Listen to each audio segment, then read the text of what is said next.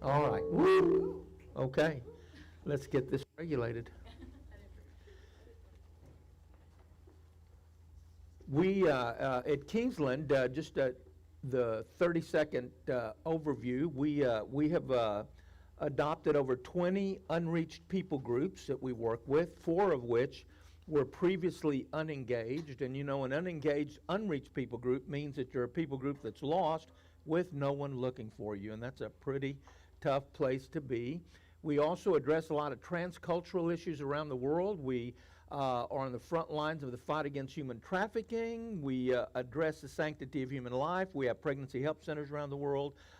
We build schools and orphanage and medical clinics and aftercare homes, and we drill water wells to address the water crisis. Every 90 seconds, a child 5 and under dies of a water-related disease every minute and a half. Can you imagine that? So we address those kinds of things. We have a lot of local partnerships that we work with throughout the greater Houston area, food ministries, alcohol, drug recovery, pregnancy help, all those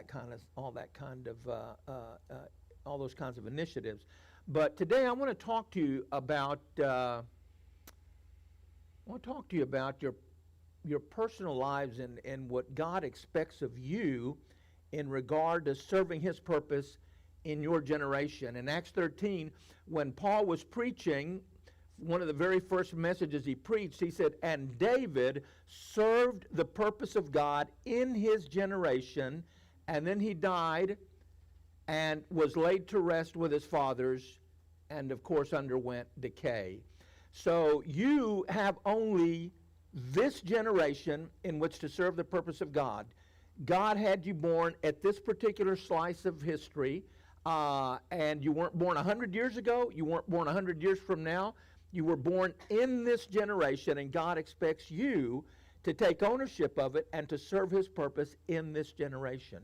Let me talk to you a little bit about how I came to embrace this concept. I love maps, and I have been collecting maps since I was a little boy. The walls of my room were covered in maps. When I discovered that I could write a Chamber of Commerce anywhere in the United States and tell them I was interested in maps, they would mail me free maps. And so while my friends were collecting baseball cards and comic books, I was collecting maps. I had drawers and drawers filled with maps. Now, part of my interest in maps is because I was born in a family of travelers. This is a globe belonging to one of my uncles, and you can see he documented all of his world travels on that globe, literally all over the planet. I was a kid in the 6th grade who took a vial of water from Antarctica to show and tell. So, I mean, that was pretty cool. But I always had something interesting for show and tell, because my room, in addition to being filled with maps, was filled with souvenirs from all over the world. Now, as I grew older and then eventually came to faith in Christ, the end of my junior year in high school, and then eventually God opened the doors for me to begin traveling to the nations, in the early days, before we had iPads and computers and internet and all that stuff, I kept journals of all my travels. And so in some of my journals, you can see some of my own hand-drawn maps.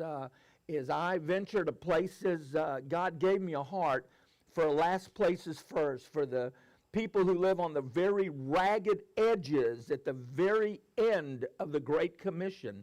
And so this is a trip I took down the Brahmaputra River, one of 3 trans-Himalayan rivers in South Asia, and there are no roads leading to this river. I think I went under maybe one bridge in 7 days. And so I was drawing my own maps of these remote areas. So again, you know, that continuing love of geography and maps. Several years ago, when I traveled to Jordan for the first time, I went to Moab, where Ruth was from. And there's an ancient church there in Moab, an old Orthodox church. And on the floor of that church is the oldest, most exact map depicting the Holy Land, and it's laid with about 1,000,000 plus little mosaic tiles. Can you imagine being the cartographer who was on his knees that whole time covering that floor with those little tiles creating that map of the Holy Land? Fascinating. I had to go there. When I heard about it, I had to go there. Jordan is a fascinating country. There in Moab, you can go to Mount Nebo, where Moses looked over the promised land, realizing he'd never get to go over. And of course, up in the north, you have Gilead. You've heard of the balm of Gilead. And then as you go south, you have, of course, the area of Ammon, Moab, and then Edom in the very south. And fascinating place. Several years ago, someone discovered what they believed to be the oldest globe in the world depicting the New World.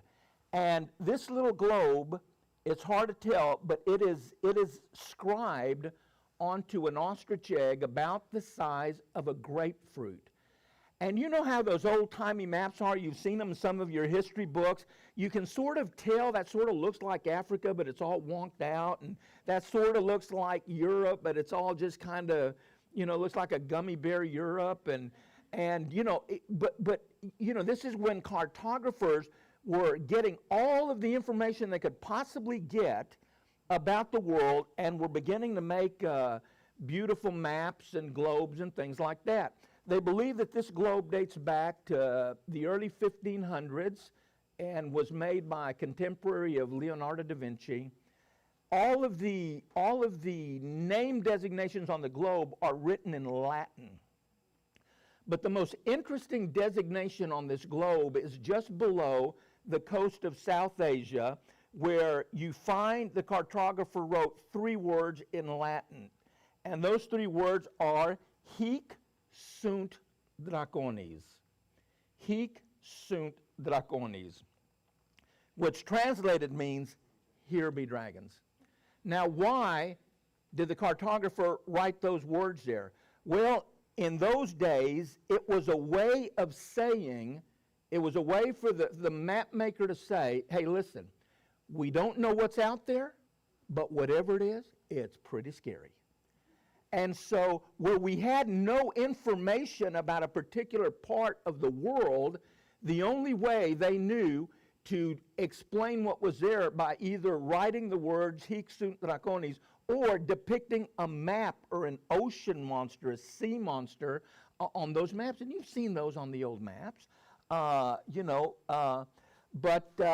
here's what happened to change the way our maps look. Our maps began to change as explorers began to venture around the world. Do you realize that every major discovery in the history of exploration was made by someone who was willing to lose sight of a familiar shore and move in the direction of a distant and unknown horizon?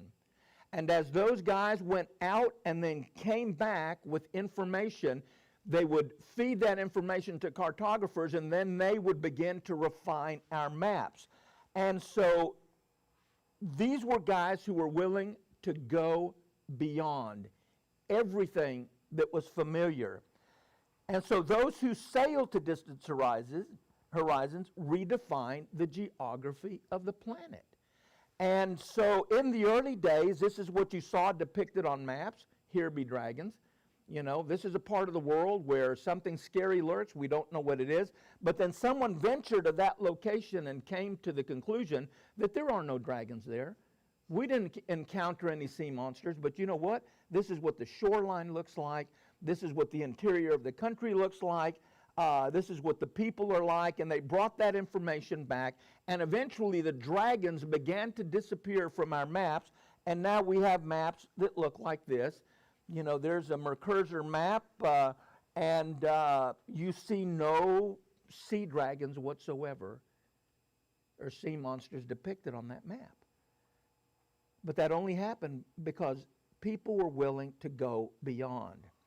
When I came to Kingsland to begin the missions ministry in 2005, my very first order of business was to tag our missions ministry in a way that would remind our people what God expected of them And so the words that kept echoing in my heart were the words, go beyond. And I selected those words because I believe that in each of our lives, there's a line that defines the farthest we've ever been and the most we've ever done for God and His purposes. Everything on our side of that line is familiar, comfortable, manageable, predictable, no daunting challenges, no big surprises. If something breaks on our side of the line, we know exactly who to call to get it fixed. We don't even have to live by faith on our side of the line. But the reality is that you will not grow and you will not contribute to the growth of God's kingdom until you are willing to go beyond. Until you are willing to step across that line and put yourself in a context you've never been in before by going to some place you never thought you'd visit, to do something you never thought you'd do among people you never thought you'd meet. And one of the things that I have learned taking thousands of people on trips is this: people get nervous when it comes to stepping across that line. And when they finally do, I hear all kinds of complaints. The toilets are different. The smells are different. The food is different. I mean, everything, all the feedback that comes back is feedback that lets me know they have been inconvenienced. But when you step across that line, it's never convenient. But you see, the kingdom of God has never, ever advanced at our convenience, only at our inconvenience. And so if you want to grow and if you want to contribute to the growth of God's kingdom, then you have to be willing to understand where that line is, and when the Lord prompts you, you have to be willing to step across it and be inconvenienced. I speak to our new members at Kingsland every month, and we have a bunch of them in our new member class every month. And I always tell them, I am the missions pastor at Kingsland, but you can also refer to me as the pastor of inconvenience, because I am here to inconvenience you. I am here to prod you. I am here to provide opportunities for you to go beyond and step across that line. Now, the spread of the gospel happened the same way as the history of exploration. The gospel began to spread because there were people who were willing to leave the security of Jerusalem. And you know that happened in Acts chapter 7 after Stephen was stoned. Then the gospel began to move out. And with the stoning of Stephen, the gospel begins to move toward Judea and Samaria. And then eventually you get to Acts 13, where the church in Antioch sets apart Paul and Silas, and then the gospel begins to make its way toward the end of the earth. And you can see the book of Acts outlined in Acts 1:8. But you shall receive power when the Holy Spirit comes upon you, and you shall be my witnesses in Jerusalem. There's Acts 1-7. In Judea and Samaria. There you have the next few chapters of Acts up until chapter 13, and then to the ends of the earth. And so Acts 1:8 is a very simple outline of the book of Acts, but it also tells us something about the movement of the gospel. The gospel always moves toward the edges. It always moves away from the center of things. You know, imagine if we could reconfigure the map of the world into a series of concentric circles.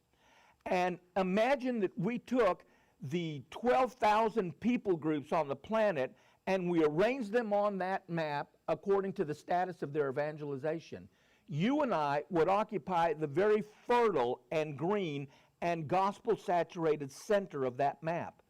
But then as you begin placing people groups on that map based upon the status of their evangelization, and they move away from the fertile center, it begins to become less green and more brown and more arid and more ragged, and until you get to the people that live on the very ragged edge of that map. And these are the people that live farthest from the bakery.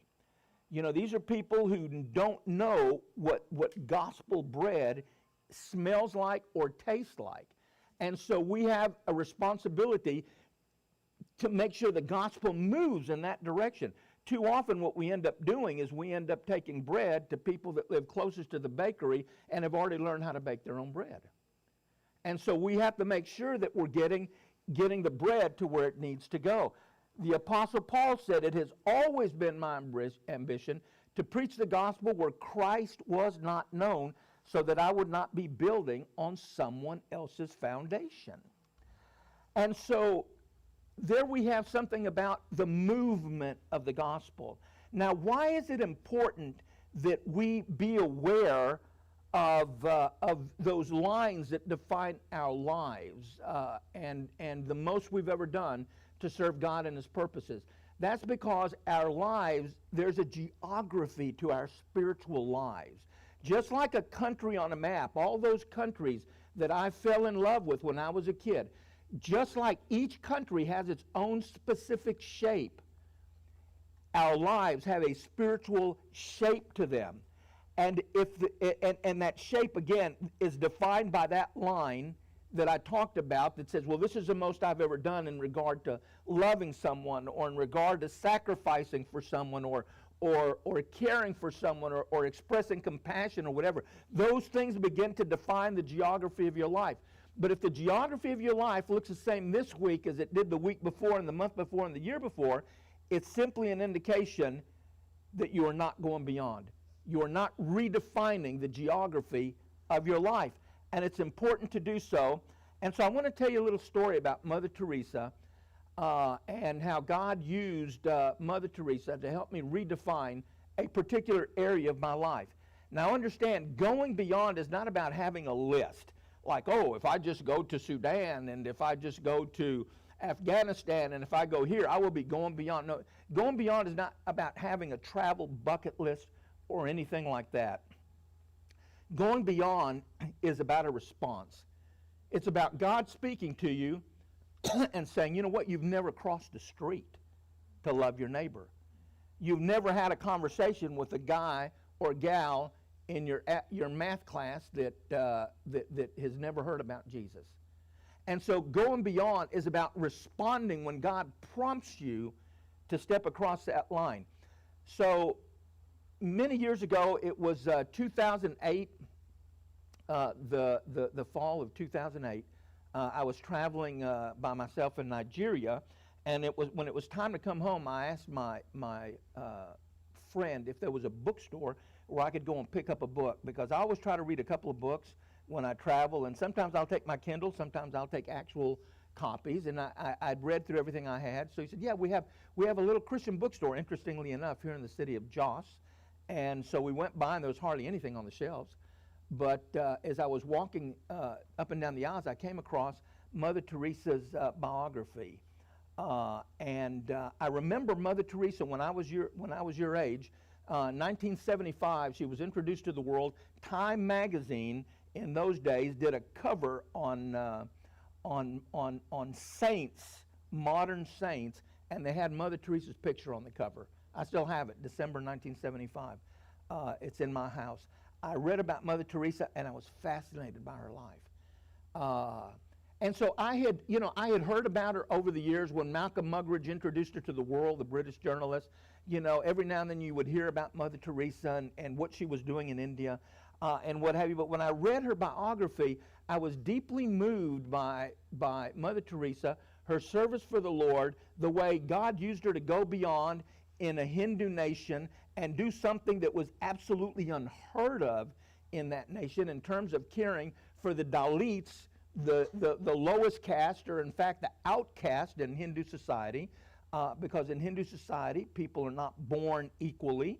They're born to a caste, which is an indication of perhaps something they did in a previous life, and karma assigned them this particular state in life because of what they did in a previous life. And so I got home, and I got on Amazon, and I ordered a couple more books on Mother Teresa. I read them in a week.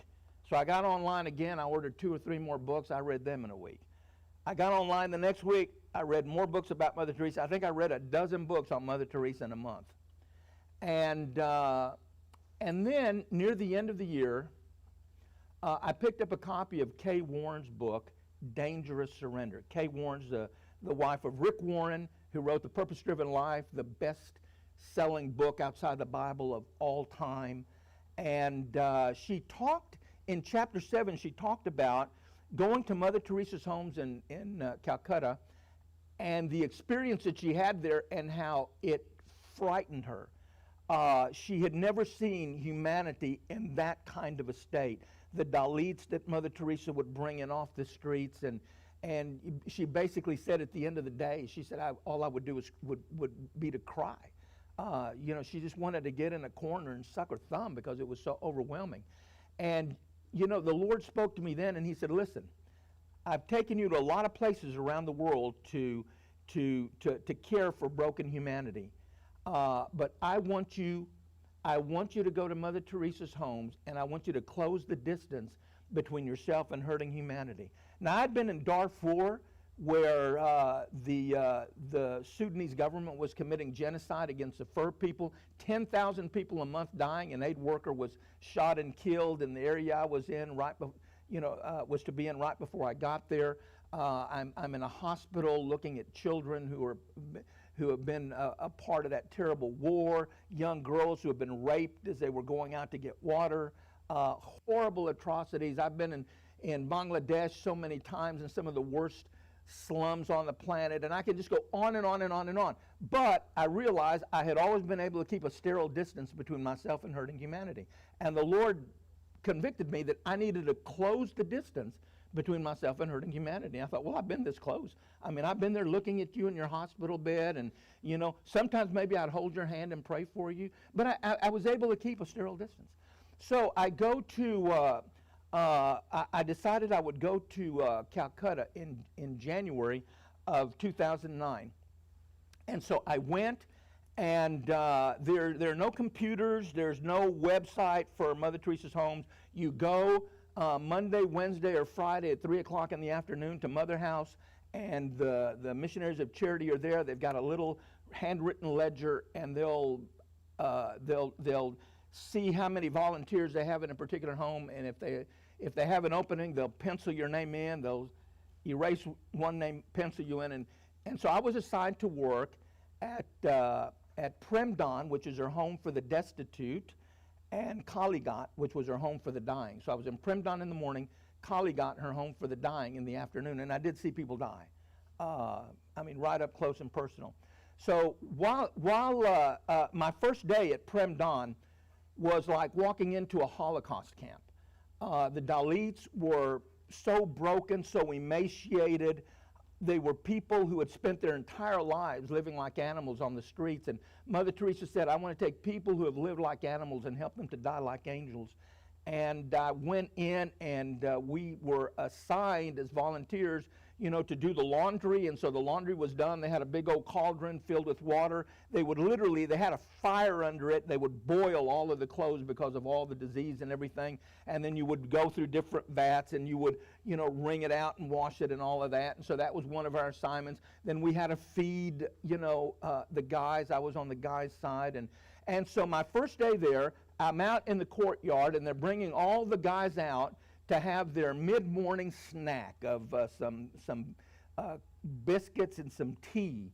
And while I was there, I'm still a bit overwhelmed by it all. I look next to me, and there's a guy who is there, and then I look at my feet, and he has an issue of diarrhea that just flows out of him.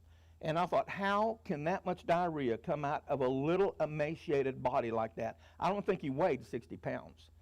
And so I'm sitting there a bit overwhelmed, and a guy from Italy that used to sing Andrea Bocelli songs when we were doing laundry, he came across, and I looked at him, and I'm like gave him this, what do I do? And he looked at me, and he said, help him. Me? He said, yes. What? He said, pick him up. Take him back into the bathrooms, take off his soiled clothes, bathe him, redress him, and bring him back out. And so I'm looking at this guy and going, the diarrhea is everywhere. Oh, my soul. So, I had thought ahead, and I had latex gloves. What a brilliant move. Can you imagine Jesus, coming across a leper? Peter, give me some gloves, Can you imagine Jesus putting on gloves? No. So I put these gloves on, And I picked this guy up, and he can't walk, and so I'm having to carry him back to the bathrooms, and I'm just leaving a trail of diarrhea, and now it's beginning to saturate my gloves, and I get him to the back, and I set him down, and, I'm doing one of these, and so I begin to, kind of take his clothes off and everything, and while I was doing that, I heard an audible voice. You may not believe me, but I heard an audible voice. There was no one in the room except him and me, and the voice said, "Take the gloves off." And I immediately replied by saying, "No, Lord." There's an oxymoron for you. And so I kept fiddling with him, and he was just looking straight ahead, and with his head kind of like this. And so I began, trying to get all of this off without dripping more, poupage on me. And again, the voice comes, "Take the gloves off." And again, I said, "No, Lord." And so I continued working. And then the voice came a third time and said, "I sent you here to close the distance between yourself and hurting humanity. You're almost there. You're about a millimeter away. Take the gloves off."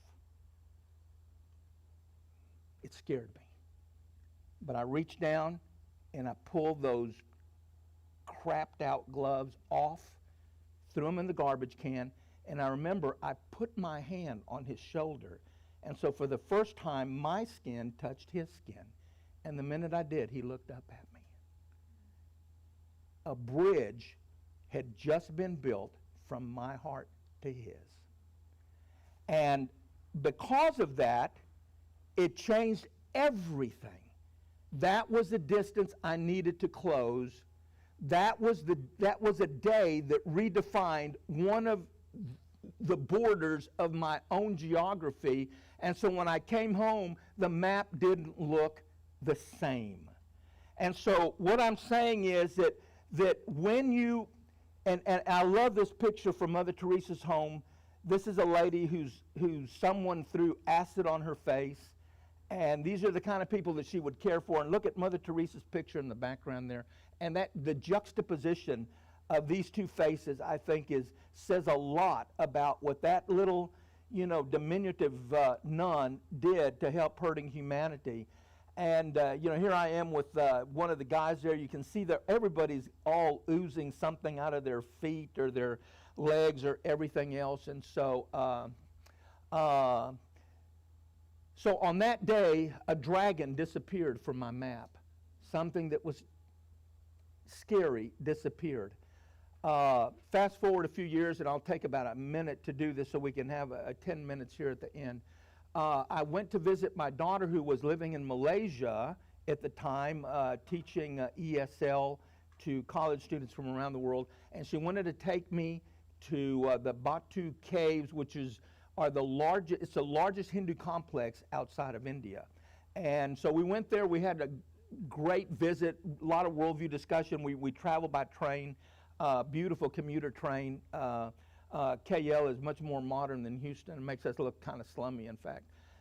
And we were coming back on the train, and this train car had seats all facing toward the middle, and she and I took the two middle seats and sat across from each other like this. And she had her feet up here, I had my feet there, and we're talking about what we've just seen. And all of a sudden, out of the corner of my eye, this guy, a businessman sitting there with his white shirt and his tie and his briefcase, he makes a noise, and his head rolls back, and he gets up, and he gets into the aisle, and he falls in the middle of the aisle, and he's shaking uncontrollably. Now, saliva and foam is coming out of his mouth, and I realize he's having an epileptic seizure. When that happened, every single person on that train screamed, got up, moved toward the edges, and got up on the seats. And I instinctively moved in the direction of that man. I got on my knees, and I remembered my Boy Scout training that if you don't hold his mouth shut, he's liable to bite his tongue off. And so I reached immediately for his mouth, and I clamped it shut, and his saliva is all over my bare hands and now dripping down my elbows. And I'm holding his head so he won't keep hitting his head on the floor of the train there. And I held him like that until finally the seizure went away. And someone shouted at me while I was doing that, "Why are you helping him? Why are you helping that man?" And I remember saying, "Because I represent Jesus, and these are his hands. If he was here, this is exactly what he would do." And so everyone else saw a dragon. But because that particular dragon had disappeared off my map, it facilitated my moving in the direction of a hurting human being. And when he was done, I helped him get up, helped him get on a seat. My daughter gave me some of those little wipes. I cleaned his face, and I sat there with my arm around him. He still couldn't speak. Made sure he got to his destination. And it was just a remarkable reminder to me that when the dragons disappear from your map, you become more usable to the kingdom because you're not afraid. You know what fear does? Fear creates distance. And so when people saw that everyone who had a dragon on their map caused them to be afraid, and fear always creates distance. But when that dragon wasn't there, I can venture to that part of the world. There's nothing there that's going to hurt me. And so that's what I'm talking about, going beyond. It's not about having a list. It's about responding in the moment where God says, it's time for you to redefine the geography of your life, step over this line, move in the direction of a hurting human being, and do for them what Jesus would do. And so I want to close by putting some discussion questions up here. I think, Shannon, they're going to select so there's some questions up here, and you can take any one of them or any two of them and have a discussion. I'll hang around here while you guys do. Can you read them? The first one, if you could pick any state in the U.S. to exemplify what the geography of your life looks like, which state would you choose and why? Would you choose a large one, a small one? If you were to draw a map depicting the geography of your spiritual life, what dragons would you depict beyond your own borders and why? What fears do those dragons represent? Number 3, what will it take for you to move into the habitation of dragons? What fears will you need to push past in order to confront those dragons?